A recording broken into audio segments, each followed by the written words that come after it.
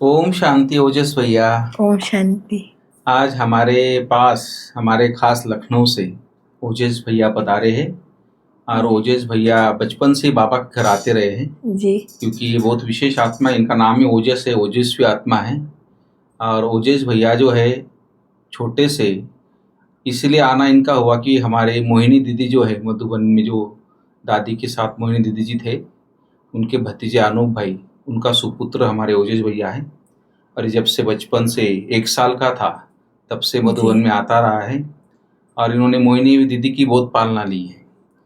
तो ओजस भैया, आप बुआ दादी जिसको बोलते थे मोहिनी दीदी जी को, जी तो उनके बारे में बताए, आपको क्या उनको अच्छा लगा, क्या देखा उनमें आपने?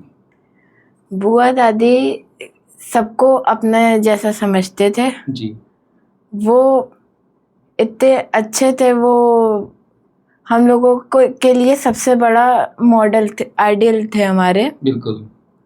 कि कैसे हम अपना स्पिरिचुअल वर्ल्ड को नॉर्मल वर्ल्ड से बैलेंस करके रह सकते हैं। जी और उन्होंने हम लोगों को काफ़ी शिक्षा दी, जैसे कि उन्होंने हम लोगों को साथ मिलकर रहना सिखाया, जी अच्छे से रहना सिखाया, बिल्कुल। और बाबा का ज्ञान दिया। जी और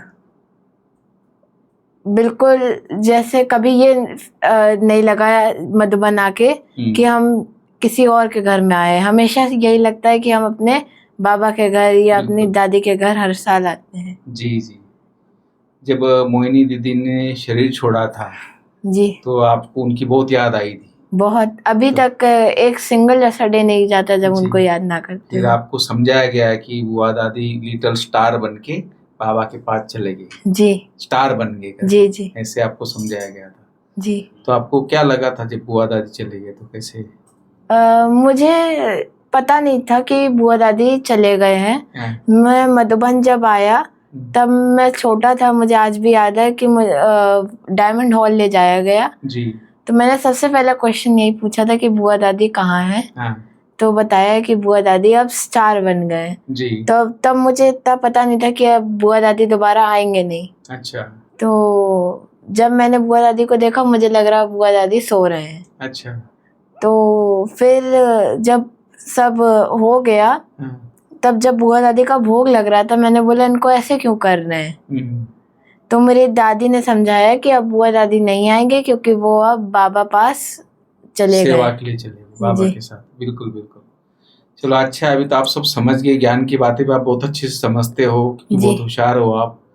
तो आपका कुछ अनुभव हो तो आप बताइए, कुछ आपका जीवन का, कुछ इस बचपन का कुछ अनुभव। बचपन का अनुभव एक मेरा सबसे अच्छा यही था जी कि मुझे बुआ दादी का साथ मिला। जी मुझे बिल्कुल। ये बहुत ही बाबा का आशीर्वाद था कि मुझे बुआ दादी, इतने अच्छे बुआ दादी मिले, इतने अच्छे आप जैसे भाई लोगों से मेरे मुलाकात हुई। जी ये मेरा बहुत अच्छा कर्मों का फल था। बिल्कुल बिल्कुल सही है। जो पहले जन्म के कर्म होते हैं, हमारे बाबा हमेशा बोलते हैं, कर्म की फिलॉसफी, जो कर्म जो है वो सदा साथ चलते हैं आत्मा के। जी इसलिए कर्मों का जो खजाना है, इसलिए भगवान भी अभी इस टाइम बोलते हैं कि कर्म अच्छे करो, कर्म को श्रेष्ठ बनाओ। जितने कर्म श्रेष्ठ बनेंगे उतना आपका जन्म भी अच्छे घर में होगा, श्रेष्ठ जन्म मिलेगा, अच्छा जन्म मिलेगा। तो इसलिए आपके भी बचपन से बाबा के घर से पालना हो रही है क्योंकि आपने पहले बहुत अच्छे कर्म किए, तो उसी का ये फल है। तो आप इतने अच्छे परिवार में आते हो, इतने अच्छे वाइब्रेशंस में रहते हो, और आपके घर में हमेशा कृष्ण की भक्ति चलती रही, बचपन से आप देखते आए। जी जी। पापा भी बहुत भक्ति करते हैं और बहुत अच्छी फैमिली में आप बिलोंग कर रहे हो।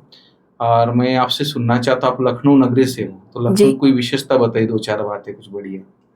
लखनऊ में सबसे विशेष वहाँ के वे ऑफ टॉकिंग है। जी जैसे हम अपने छोटों से भी आप करके बात करते हैं। बिल्कुल, बहुत अच्छी बात है। और हम किसी को भी पराया नहीं महसूस होने देते हैं। बहुत अच्छी बात। ये हमारे लखनऊ की खासियत होती है। जी और हमारे लखनऊ से ही जो है, बताइए, जो भी लखनऊ से आपने हमको वो दिखाया था बहुत, हम आए थे लखनऊ में तो आपने बहुत अच्छी अच्छी बातें दिखाई थी हमको।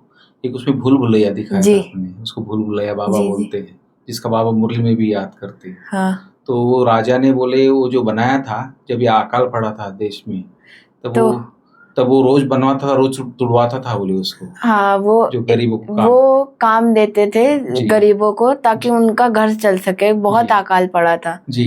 तो वो नवाब थे आसिफुद्दौला, आसिफुद्दौला, जिन्होंने लोगों ने फिर उनको नवाजा गया, जिसको ना दे मौला उसको दे आसिफुद्दौला। बिल्कुल। और मैंने सुना है कि वो आमिरों से रात को तुड़वा देता था, जी क्योंकि आमिर लोग दिन में काम पे नहीं आते, उनको शर्म जी आती थी, तो उनको रात को बुलाता था, उनको तोड़ने का काम देता जी था। जी और गरीबों से बनवाता, वो फ्री में देता नहीं था किसी को। नहीं, फ्री में सबको वो पैसे देते थे। वो बहुत सज्जन व्यक्ति थे। जी जी। उन्होंने ही बड़ा मंगल होता है हमारे यहाँ, भंडारे करवाते हैं लोग जी। बड़े मंगलों पे, जितने भी हनुमान मंदिर होते हैं चौक में, जी जी। या जितने भी पूरे हजरतगंज के इलाके में बड़े मंगल का भंडारा होता है। जी। जगह जगह पे लोग भंडारा करते हैं। जी जी। और स्पेशली जो लोग, जिन लोग का सामर्थ्य नहीं है कि वो भोजन खरीद सके, उनके लिए ये रीत स्टार्ट करी गई थी। अच्छा, सबको भोजन देते जो खरीद नहीं सकते, गरीब जो खरीद नहीं सकते। बहुत अच्छी बात है। तो देखिए कितना अच्छा हिस्ट्री लखनऊ की। तो हम भी आए थे लखनऊ में, तो मैंने देखा था आपके जहाँ आए थे, तो वहाँ पर हर कोई सलाम, नमस्ते, सलाम और ये सब करते रहते, हर एक को रिगार्ड देते, रिस्पेक्ट देते, और हर एक दूसरे की बात मानते हैं। जी। तो आज भी इतना माहौल अच्छा है लखनऊ में, एक दूसरे को सम्मान देते, मान देते और सब रिगार्ड देते। बहुत अच्छा लगा था मुझे वहाँ पर आके। जी। तो ऐसी जगह पे आप रहते हो, और मुझे लगता है आपका भविष्य बहुत अच्छा है, और आगे आप जाओगे, बहुत आगे बढ़ोगे जी। क्योंकि आप में बहुत अच्छे बचपन से अपने ज्ञान को समझा है। मैं तो ये कहना चाहता हूँ कि संसार में हर कोई बच्चा कहीं ना कहीं आध्यात्मिकता से अगर जुड़ा है, तो बुरे व्यसनों से, बुरे संगों से और कोई गलत इससे दूर रहेगा वो, और एक अच्छे मार्ग में जुड़ने से उसके संस्कार अच्छे होते हैं, उसके व्यवहार अच्छा होता है, और हर प्रकार से उसमें मैनर्स अच्छे होते हैं।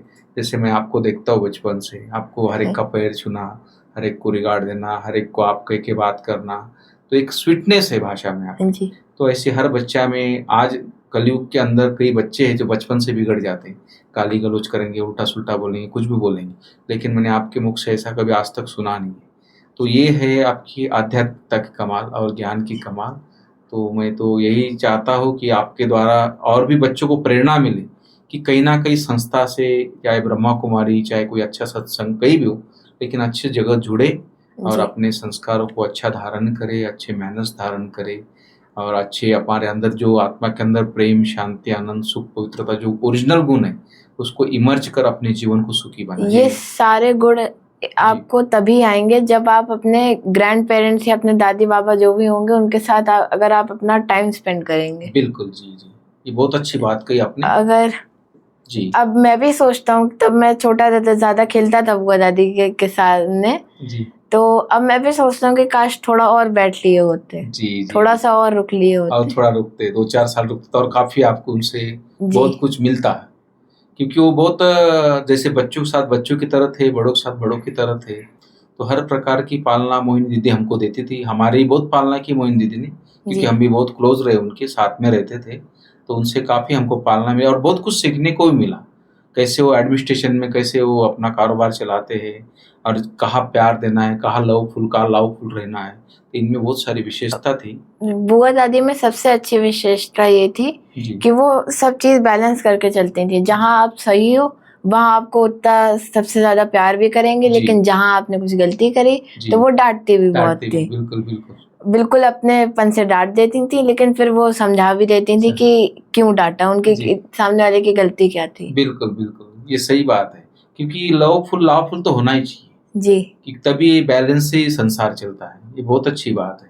ये घरों में भी होना चाहिए, जितना प्यार हो उतना फिर उसको प्रशासन भी हो, लेकिन प्यार से होना चाहिए, बहुत हिंसा के, माना क्रोध के रूप में नहीं, प्यार से वो सब होना चाहिए, जिसमें शिक्षा भी महसूस हो। ये बहुत अच्छी आपने बात कही बुआ दादी।